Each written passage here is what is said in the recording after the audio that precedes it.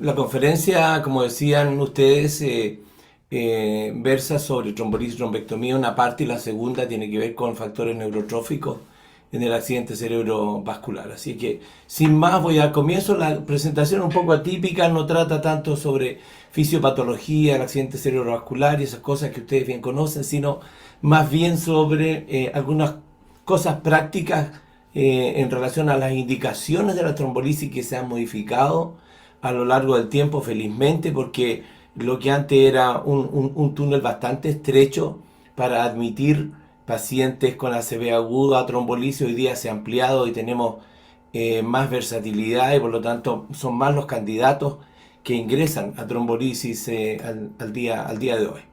Así es que ustedes saben, la ventana terapéutica alcanza las 4 horas y medias para la trombolisis.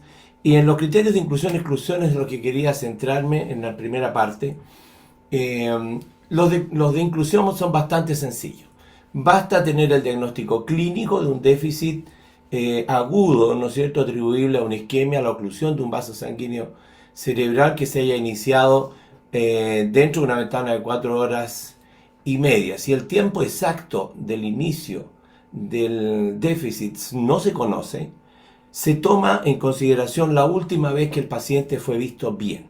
Ese es el comienzo. Entonces desde ahí se cuentan las horas y vamos a ver un poco más adelante si existe la opción a través de imágenes de determinar el tiempo para acceder o no a la trombolisis. Y la edad sigue siendo el mínimo 18 años, no tenemos límite en el otro extremo. Nosotros en el hospital hemos trombolizado pacientes seguimos trombolizando pacientes de 90 a 95 años sin inconveniente. En los criterios de exclusión, uno los puede sectorizar. Uno es a través de los criterios de exclusión que tienen que ver con la historia del paciente. Uno es que haya tenido un infarto isquémico o un TEC severo en los últimos 3 meses. Enfatizo la palabra severo para el TEC, porque el TEC moderado no son razones de exclusión. El stroke isquémico sí, en cualquier versión. Si tú tienes historia de hemorragia intracraneal previa, no importa el tiempo, es razón para excluirlo. Si tiene una neoplasia intraaxial, es decir, un glioma, un astrocitoma, una neoplasia de esa categoría, está excluido. Un meningioma u otro tumor extraaxial no es causa de exclusión. Una neoplasia gastrointestinal queda fuera de la posibilidad de ser trombolizado, y las hemorragias gastrointestinales en los últimos 21 días quedan excluidas. Y finalmente las cirugías intrarraquídeas también en los últimos 3 meses son razones para no trombolizar por el alto riesgo de hemorragia intraespinal. Eso es desde el punto de vista de la historia del paciente. Lo que tiene que ver con la clínica, si el paciente llega con un déficit focal, pero con mucha cefalea, con gran rigidez de nuca, tenga cuidado de incorporarlo como candidato a trombolisis sin antes excluir una hemorragia subaracnoidea. Si tiene 185 de sistólica o más y 110 de diastólica o más, no lo trombolicen, no lo trombolicen. Yo diría, en la literatura y en mi experiencia, la causa más frecuente de complicación de la trombolisis es la hemorragia intracerebral secundaria a la hipertensión arterial, haber sido negligente con las cifras. Uno piensa que 188 de diastólica no importa, está cerquita de 185, trombolicémoslo igual y créanme que tiene consecuencias. Sean exigentes, muy exigentes, con estas cifras que están establecidas en la literatura. Si tiene un sangramiento activo, el paciente no es candidato a trombolisis. Si el paciente llega con síntomas de dolor torácico, dorsalgia, con pulsos débiles, cualquier síntoma sugerente de una disección aórtica, no es candidato.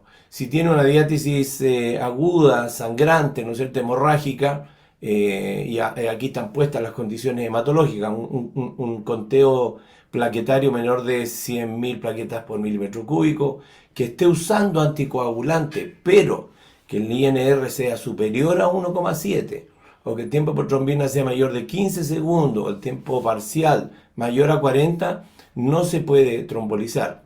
Ojo con lo que decimos. Si el paciente está usando warfarina o acenocumarol y tiene un INR menor de 1,7, se puede trombolizar. Así que no basta con que nos digan que está tomando warfarina, necesitamos saber el INR. Si es menor de 1,7, se puede trombolizar.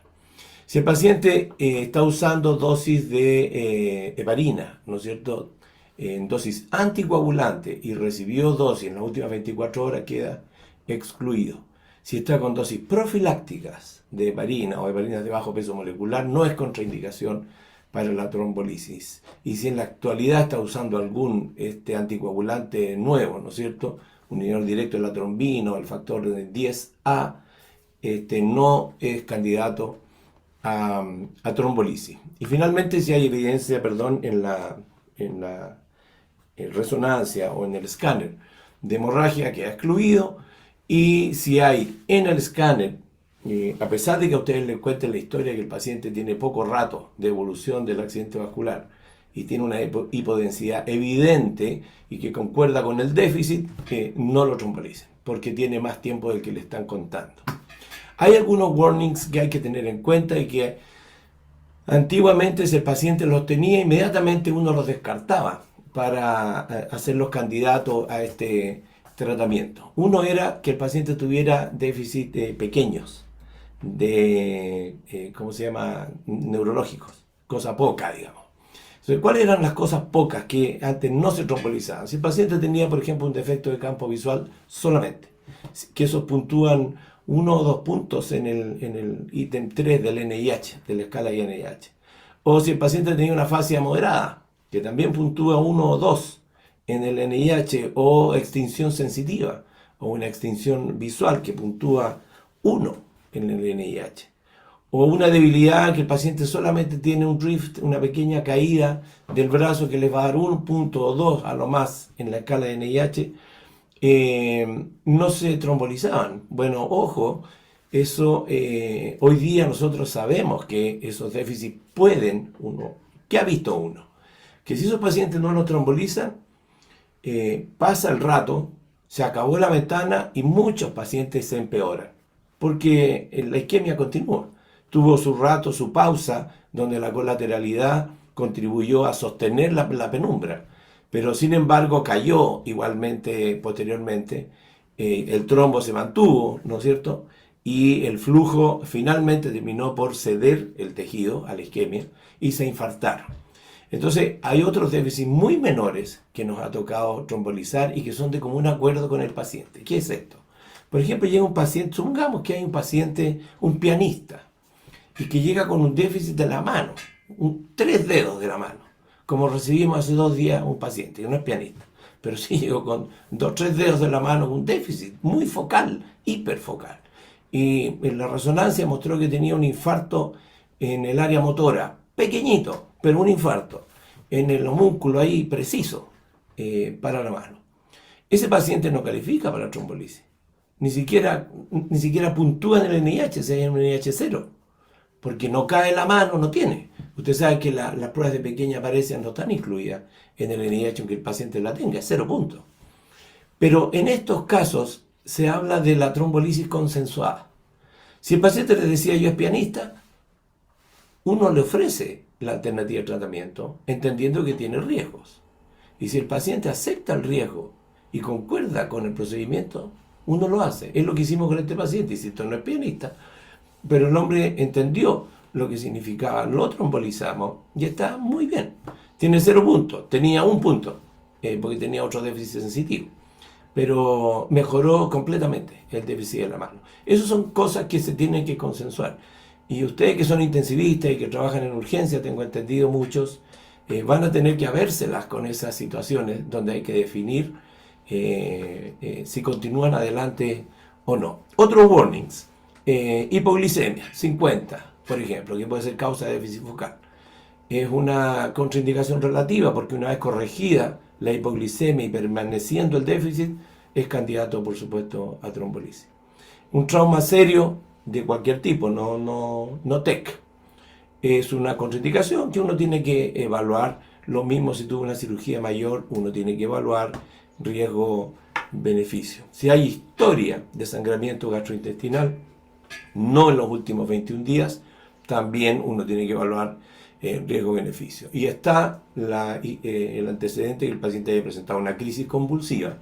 Y muchos dicen, no hay indicación de trombolisis. Pero ojo, muchos infartos isquémicos debutan con crisis convulsiva. Así que el urgenciólogo, conjunto con el neurólogo, tienen que determinar si el déficit es atribuible a un fenómeno de TOD o realmente se trata de una isquemia. Si uno cuenta con resonancia magnética, naturalmente se facilitan las cosas porque va a haber en la imagen, ¿no es cierto?, la hiperintensidad de la resonancia o eventualmente en el escáner algo.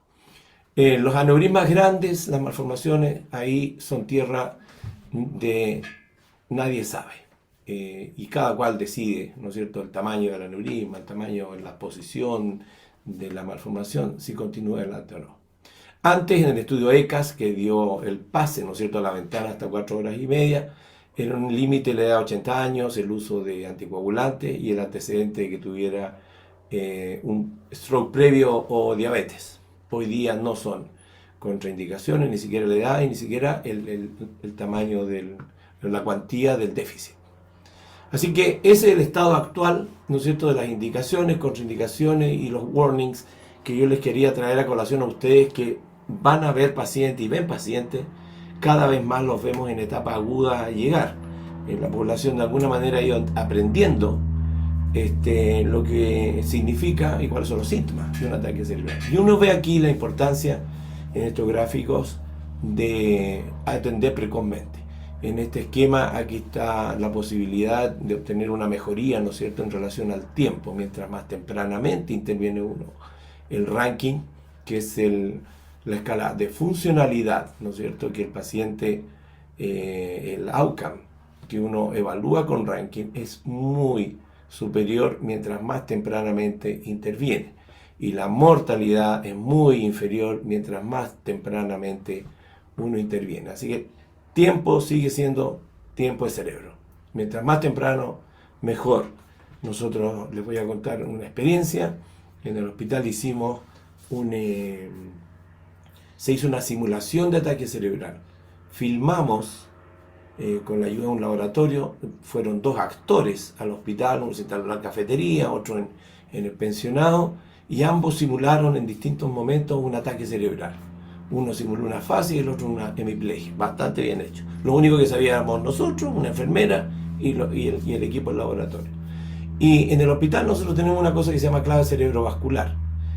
Cuando se genera un evento que parece un ataque cerebral, se avisa a la central por los micrófonos del hospital dice clave cerebrovascular, entonces concurre el staff de neurología de turno, ¿no es cierto? Y el paciente se deriva inmediatamente a imágenes, a escáner si es que es fin de semana, o a horario inhábil, o a resonancia cuando está disponible. En ese caso fue de día, se fue a escáner en realidad, y se procedió a la toma del examen.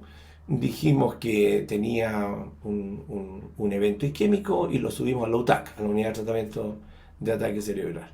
Y todos los tiempos fueron contados desde que se gatilló el fenómeno, cuánto se demoró en ir a escáner, y cuánto se demoró de escáner a la UTAC, y cuánto se demoró llegando a la UTAC en que se administrara el trombolítico, que naturalmente no se administró. Ahí terminó la simulación. Y descubrimos que el tiempo donde más perdíamos tiempo, no lo van a creer, era en la UTAC. En el instante que el paciente llegaba a la camilla y se pasaba a la cámara, ¿cuánto más se perdía tiempo? Proporcionalmente. En que le sacaban la ropa, en que le sacaban los zapatos, en que la camisa y esta cosa. Y en instalarle y la cosa, pasaba mucho tiempo. Así que desde entonces nosotros diseñamos un programa en que cuando se gatilla la clave cerebrovascular, la enfermera baja a imágenes junto con el staff, va con un bolso donde lleva el trombolítico, lleva las vías, lleva la bomba, lleva el suero, y está lista para que si el médico le dice va a la trombolisis, le inyecta el bolo y le deja pasando la difusión, la bomba de infusión, y ya está. Ganamos todo ese tiempo y hemos mejorado nuestros rendimientos en ese sentido. Muy bien, otro escenario es el del paciente con un wake-up stroke o un stroke cuyo tiempo de inicio es desconocido. El paciente despertó con un déficit y la última vez que se le vio bien fue a las 11 de la noche. Y no sabemos si esto empezó a las 12 o a las 6 de la mañana. Existe una forma de determinar si el tiempo es menor de 4 horas y media o no. ¿Cómo? Numerosos estudios y miles de pacientes han permitido definir que si alguien tiene un déficit neurológico focal, un estudio de resonancia que muestra una difusión hiperintensa, con una imagen, ¿no es cierto?, hiperintensa en difusión, que nos revela una restricción en la difusión del agua, edema citotóxico, isquemia aguda, y le hacen el flare simultáneamente y es negativo, quiere decir que tiene menos de 4 horas y media y están autorizados a trombolizarlo, aunque no sepan cuándo empezó. Pero esa mismatch, llamémoslo así, difusión positiva, flare negativo, los autoriza a trombolizarlo. Algunos, y nosotros lo hemos hecho también, nos hemos atrevido a hacer lo mismo en ausencia de una resonancia con el escáner. Es decir, el paciente tiene el déficit clínico, le hacemos el escáner y el escáner no muestra ninguna evidencia precoz de isquemia. Y nos hemos atrevido en ciertas circunstancias, en paciente joven que tiene un déficit que se ve grande, pero el escáner se ve absolutamente normal, uno presume entonces que tiene una gran penumbra, es decir, que está sostenido por colateralidad y por lo tanto un paciente rescatable, es un tejido rescatable. Y para eso nosotros, ustedes deben estar probablemente familiarizados con el ASPECTS. El ASPECTS es una evaluación del escáner que considera estos niveles. Uno mira el caudado, mira el lenticular, mira la cápsula interna, mira la ínsula y en un corte inmediatamente, y mira las tres regiones corticales, M1, M2 que queda frente a la ínsula y M3 inmediatamente posterior.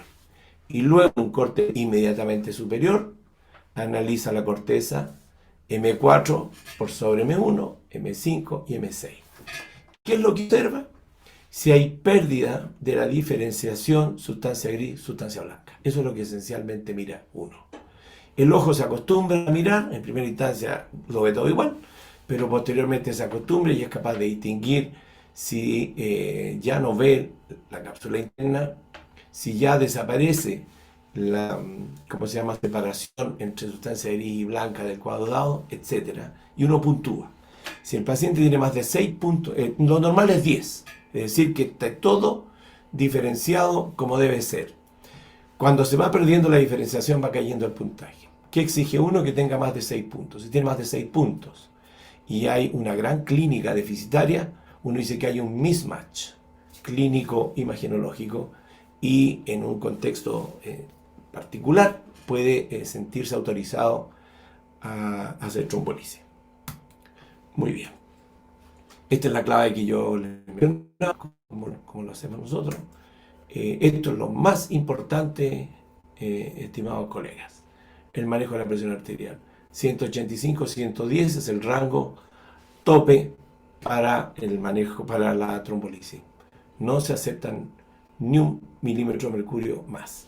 Y si el paciente parte con menos de esta cifra y durante la infusión aumenta, ustedes detienen la infusión, ¿no es cierto?, y le administran un urapidil o labetalol. Nosotros hace rato que estamos usando el tiempo porque nos queda mejor, tiene mejor respuesta, no nos cae la presión, etcétera, no tiene bloqueo, nos va bien.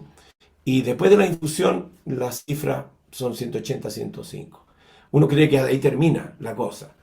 No, ese control dura 24 horas y se hace del modo que está aquí señalado. Nosotros cada 15 minutos en las primeras horas, después cada 30 minutos, las siguientes 6, y finalmente cada una hasta cumplir las 24. Las primeras 24 horas son las críticas, durante las cuales la hemorragia intracerebral es el peor enemigo. Así que si logramos pasar esa barrera, nos va a ir bien.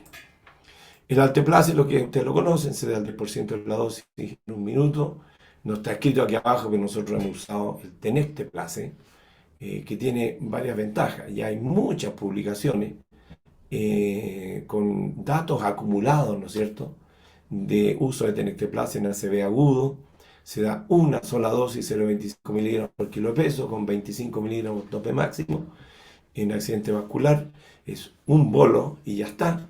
Tiene la ventaja de que si el paciente llegó en la parte más tardía de la ventana terapéutica, se la administra y recibe la dosis completa, a diferencia de la tasa, no sé, llegó con 4 horas 20 y va a terminar con 5 horas 20 la infusión.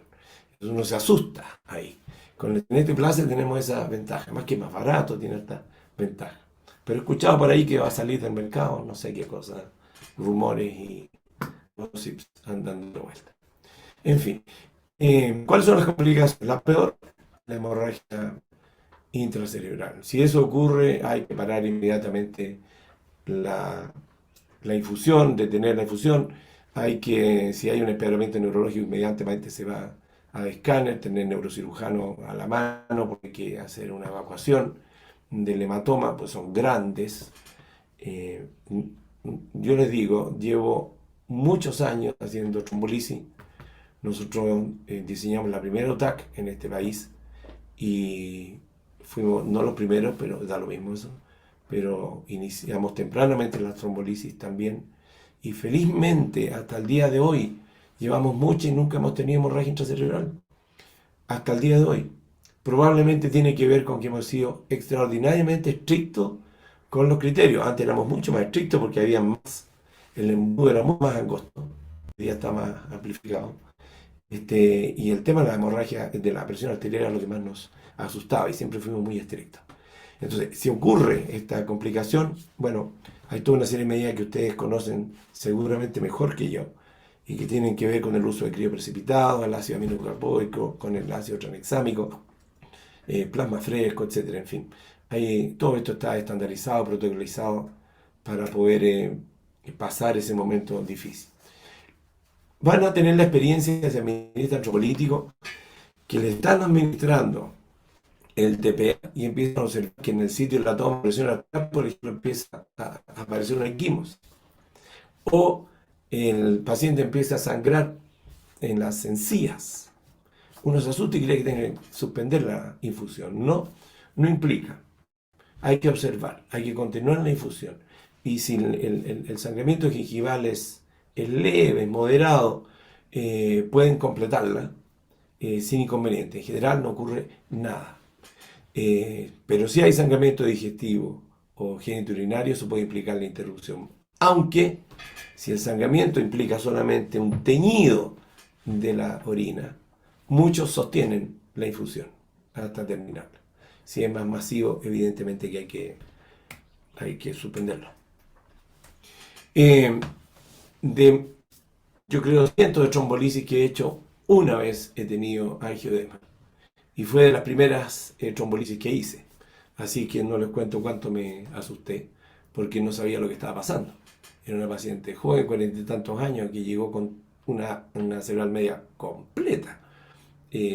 Afasia, hemiparesia, hemianestesia, tenía déficit de campo visual, etc. Y a los 10 minutos de estar administrando el trombolítico, comienza a tener aumento de volumen de la boca, de la lengua. Sinceramente nunca había vivido esa experiencia. Y bueno, después se activan las neuronas ya en tranquilidad y uno entiende lo que está pasando. No hubo necesidad de suspender el trombolitis porque se detuvo solo, fue dramático el cuadro. Le administramos metiprednisolona en esa ocasión, se detuvo, pudimos terminar la infusión. Un 8% de los pacientes lo puede presentar y a veces requieren intubación cuando el edema es mucho de laringe y de paladar. Se le añade difenhidramina, eventualmente epinefrina. No deben tenerlo presente, por si les ocurre. Pasemos al mundo de la trombectomía. Ustedes saben, es una revolución, ha sido una revolución la trombectomía en el ataque cerebrovascular. Es uno de los mejores tratamientos en medicina. En la actualidad tiene un NT espectacular. Desgraciadamente solo 1 de cada 10 pacientes es candidato a trombectomía. Y en nuestro país, por ahora, en general, menos de esta cifra es candidato, porque este es un valor que aplica a las trombectomías en las primeras 24 horas. Para eso se necesita tener un software, ¿no es cierto?, que permite medir el volumen de los infartos y con eso acceder a si el paciente califica o no, determinando el mismatch entre la penumbra y el core del infarto. Nosotros en la actualidad, en mi hospital al menos, no tenemos el software. En Chile, que sepa, hay pocos lugares que lo tienen, porque es caro y todos los años hay que pagarlo, renovar el certificado, no sé cómo se llama. Así es que el acceso es escaso. La trombectomía sin ese software se aplica hasta 6 horas. Los otros pacientes que tienen déficit hasta 6 horas, uno puede acceder a trombectomía sin necesidad de él. Se hace trombectomía solo en los pacientes que tienen déficit, trombos oclusivos en la circulación anterior, ¿no es cierto?, carotidia. Aquí hay un warning que apareció hace poco respecto a un estudio que se hizo, el Attention y el Baoche, que se hicieron en China, un buen número de pacientes, sobre oclusión de la arteria basilar. Ustedes saben, el mundo de la circulación posterior en neurología es como de mucho temor, porque es poco lo que se puede hacer. Hay una arteria basilar, no hay una colateralidad significativa que la apoye.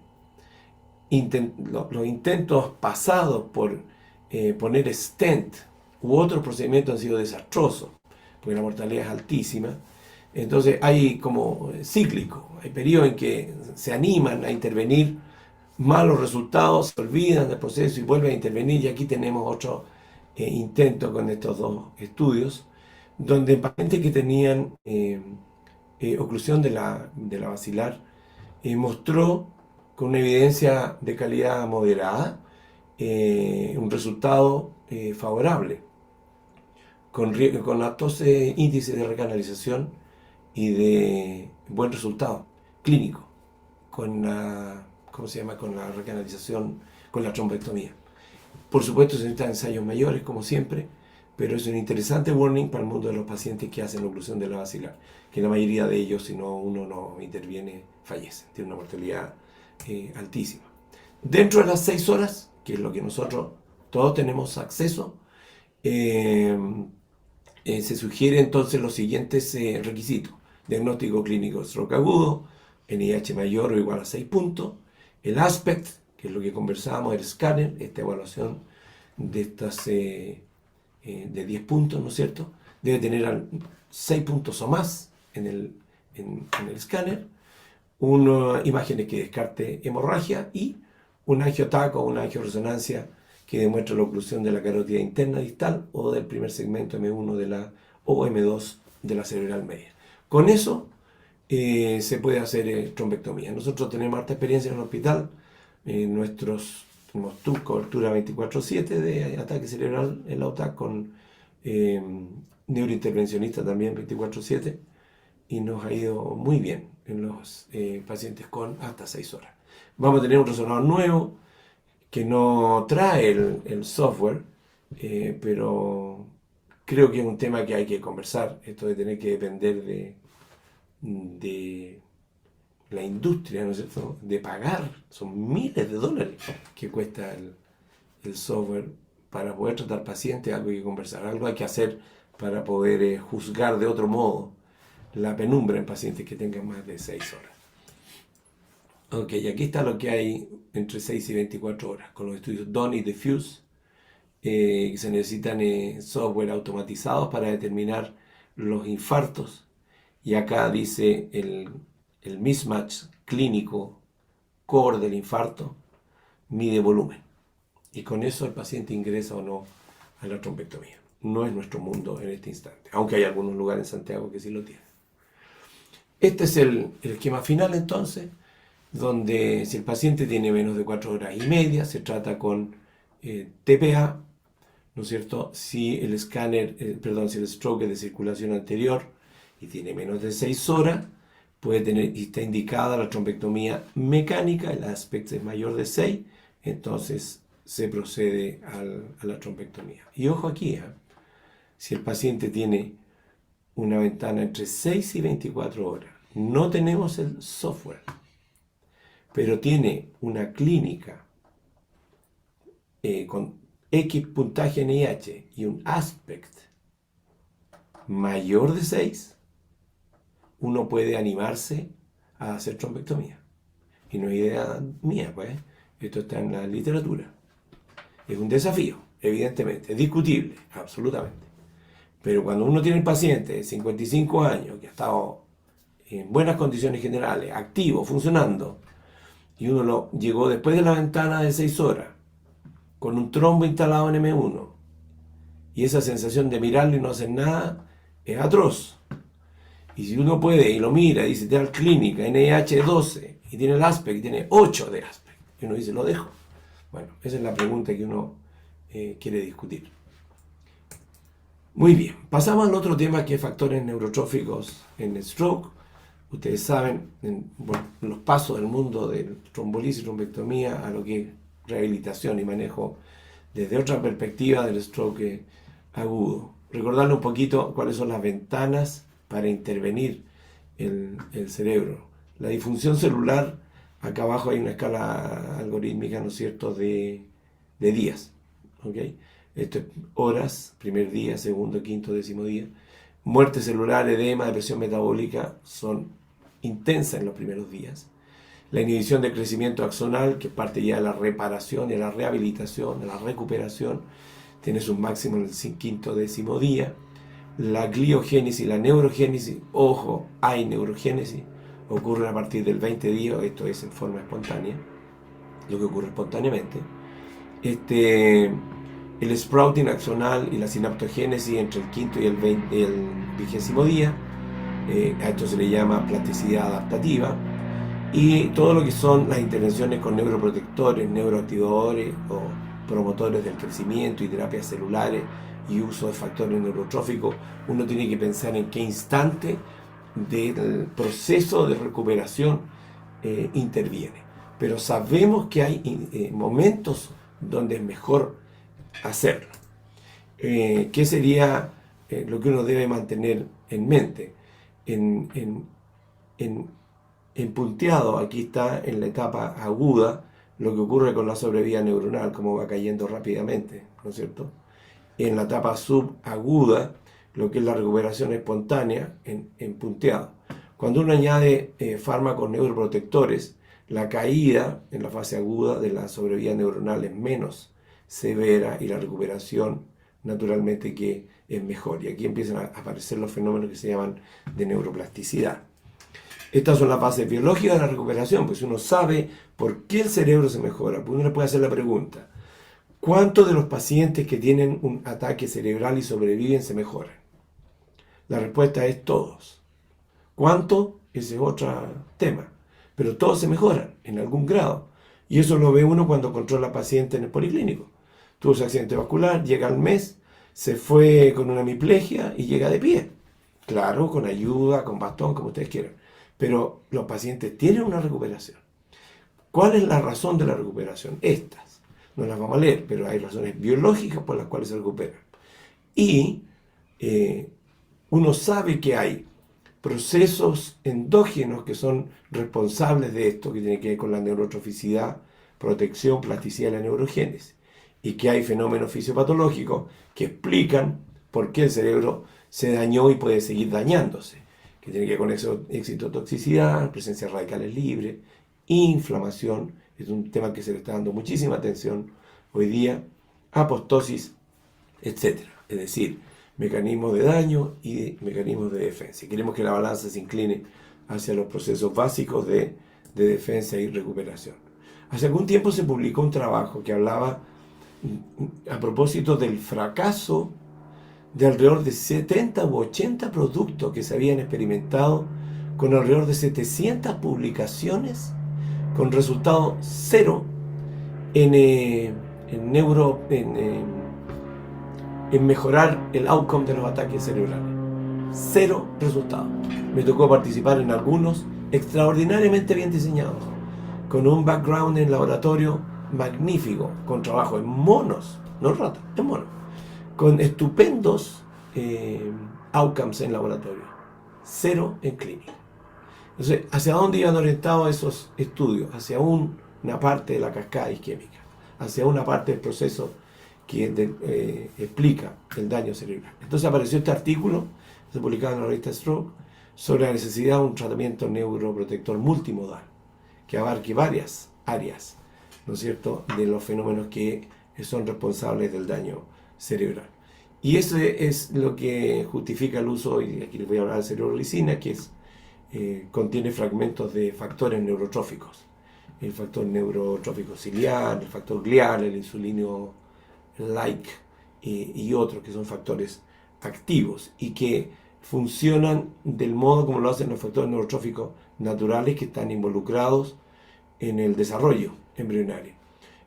Los factores neurotróficos actúan sobre receptores que gatillan, ¿no es cierto?, señalizadores como el Sonic Hedgehog, que actúa sobre quinasas que permite expresión de genes que están relacionados con neurodesarrollo, neuroprotección, neuroreparación, neurogénesis. Ese es como el sustento del uso de este producto que contiene estos factores.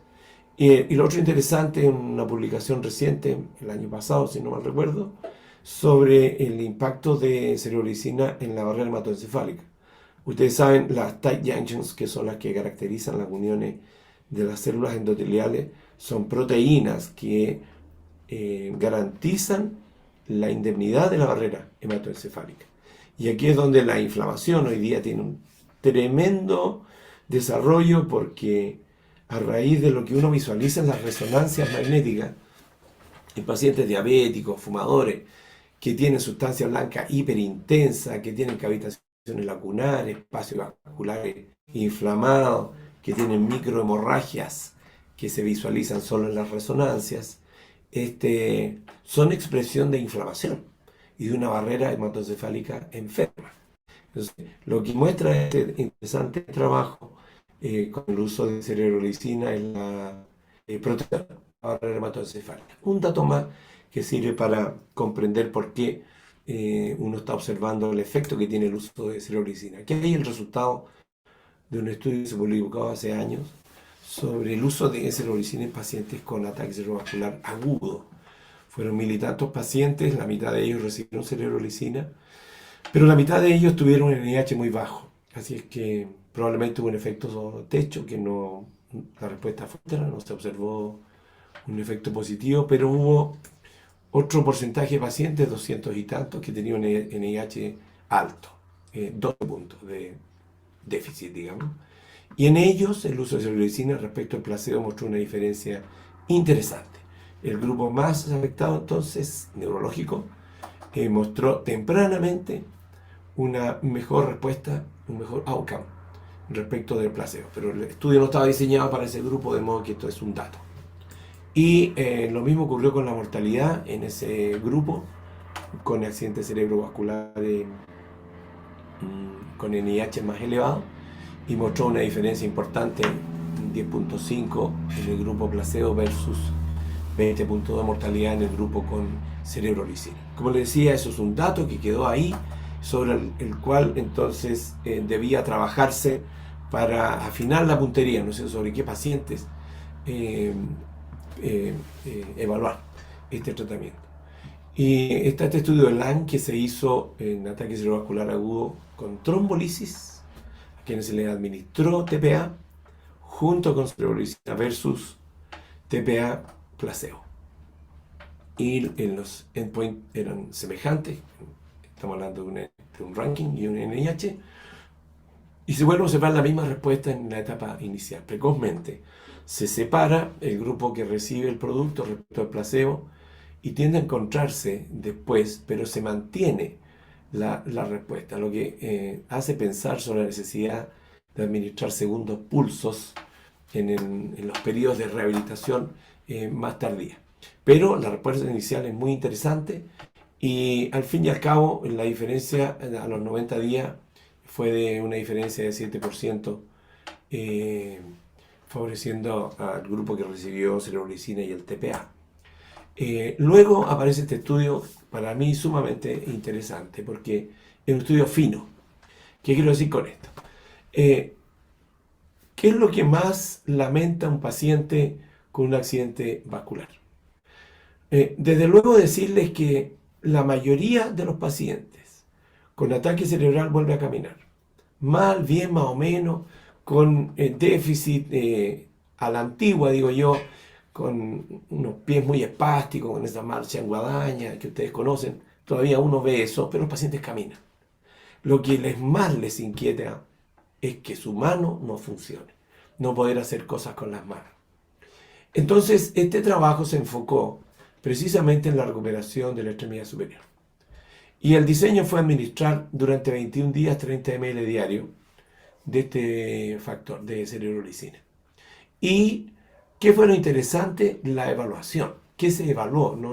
No fue simplemente ver si hacía prueba pequeña, aparecía positiva, si la mano caía o no caía, sino funcionalidad. Y el CAR tuvo controles bien exigentes en los dos grupos, por supuesto, los que recibieron el producto y los que no, y se les hizo una rehabilitación estándar a ambos, semejante, para poder hacerlo comparable, y se usó el ARAT, que es el Action Research Arm Test. ¿Qué es esto?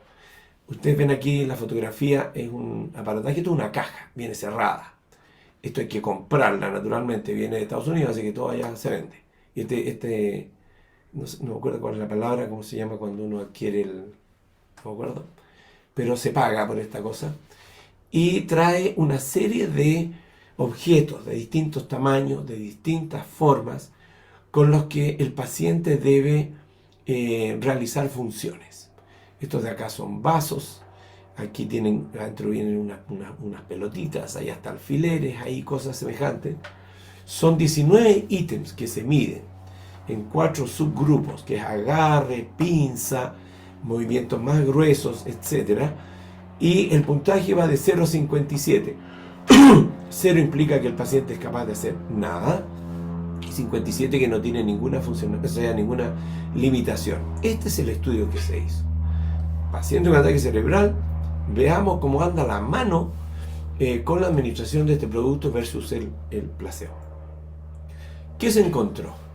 El grupo a la izquierda que recibió el producto y el de la derecha el del placebo. Tempranamente, otra vez temprano, eso es interesante, se observa, ¿no es cierto?, en el grupo que recibe cerebrolicina, un puntaje en el ARAT superior. Acá ven un puntaje cerca de 50 puntos, una diferencia de 24 respecto de placebo. ¿Cuál es la implicancia? Que para los pacientes que recibieron rehabilitación temprana más cerebrolicina implicó recuperación de funcionalidad. ¿Cuánto? Bueno, eso es algo que hay que precisar en cada paciente, pero mejor funcionalidad respecto del placebo. Y analizado en el tiempo, ¿no es cierto?, a partir del día 14, claramente y sostenido hasta el día 90, la mejoría en la funcionalidad de la mano implicó menor dependencia de los cuidadores y otro detalle interesante, menor desarrollo de depresión. Un aspecto no menor en los ataques cerebrales. 50% de los pacientes desarrollan depresión significativa, que es bien poco considerada en el tratamiento. El criterio secundario, que fue el ranking, el primario era el ARAT, ¿no es cierto?, la escala de ARAT. La secundaria era el puntaje en la escala de ranking. Y se encontró que 42% de los pacientes tuvieron un ranking 1. 1 significa sin discapacidad significativa, comparado con el grupo que recibió placebo, donde el 15% de los pacientes aproximadamente quedó sin discapacidad significativa. Es decir, una diferencia importante en ambos grupos. Los criterios secundarios de eficacia, porque el estudio además midió NIH, Bartel, el ranking que ya lo mencionamos, escala de evaluación personal y depresión, mostraron en estos que les acabo de mencionar una respuesta que favoreció al grupo de cerebrolicina, y en el estatus global a los 90 días, en estos que están aquí encasillados, también se mostró una respuesta que favorece al grupo de cerebrolicina. El resumen entonces, bueno, ya lo he dicho, la evaluación a los 90 días en los pacientes que reciben cerebrolicina más rehabilitación para el manejo de extremidad superior y medición de funcionalidad supera al placebo en los pacientes que reciben cerebrolicina. 30 ml diario por 21 días.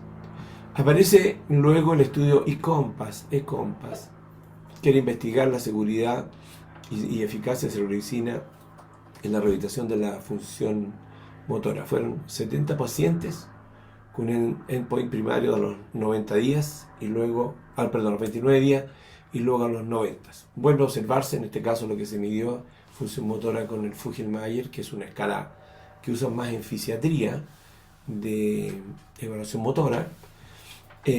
Cuando se evalúan todos los participantes, la diferencia no es significativa. Cuando se analiza el grupo que tiene un déficit severo, la diferencia es significativa. No sé si recordarán en todo esto que he hablado. El primer estudio que se hizo de cerebrolizina mostró un efecto techo, ¿no es cierto? Porque el NIH era bajo en la mitad de los pacientes que se exploraron. Cuando se vio el subgrupo con NIH más alto, se encontró una diferencia. Acá se está mostrando lo mismo, ¿no es cierto? El FMA mostró un efecto techo cuando se revisan todos los participantes y la diferencia se hace notoria en el grupo que tiene un defecto más acentuado. ¿Qué es lo interesante de este estudio? Que es el primero que se hace con monitoreo de funcionalidad en resonancia nuclear magnética. En el fondo se está estudiando neuroplasticidad. El de arriba es el grupo que recibe cerebrolizina y ustedes ven cómo se activa en ambos hemisferios cuando se pide al paciente que haga funciones motoras, ¿no es cierto?, con la extremidad versus el grupo que recibió placebo. Esto es como una evidencia imagenológica del impacto que tiene el uso de este producto en los pacientes que lo reciben. En fin, hay harto que ver y analizar sobre esto. Es significativo porque muchos de estos pacientes recibieron tardíamente el producto, hasta 8 días después del evento cerebrovascular. Nosotros tenemos pacientes que le administramos pacientes 30 días después, porque estamos pensando, ¿se acuerdan? La primera escala que les mostré de los tiempos en que ocurren los fenómenos, muerte celular, neuroplasticidad, neurogénesis y otros que ocurren en distintos tiempos, lo autoriza a uno a usar este producto en distintas instancias, con distintas temporalidades, y explorar entonces su respuesta. Este estudio muestra que, aunque se dio tardíamente, observaron una respuesta importante. Aquí hay un metaanálisis que yo los dejo invitados a que ustedes puedan analizar sobre todos los ensayos clínicos realizados con cerebrolizina. Y finalmente mostrarles, porque ya estamos claramente en el tiempo, está incluido en las guías europeas y canadienses el uso de cerebrolizina. Está en la guía austríaca desde el 2018, en la guía alemana de 2020 y en la canadiense también. La que más me gusta a mí es la canadiense, que es la guía de rehabilitación de stroke, porque es muy exigente, tiene un análisis cansador de la literatura y un filtro muy, muy exigente para poder calificar, tiene su propia escala de recomendación de un tratamiento o no. Y está incluido en este momento. Me parece que eso es todo. Ahí está. Muchísimas gracias.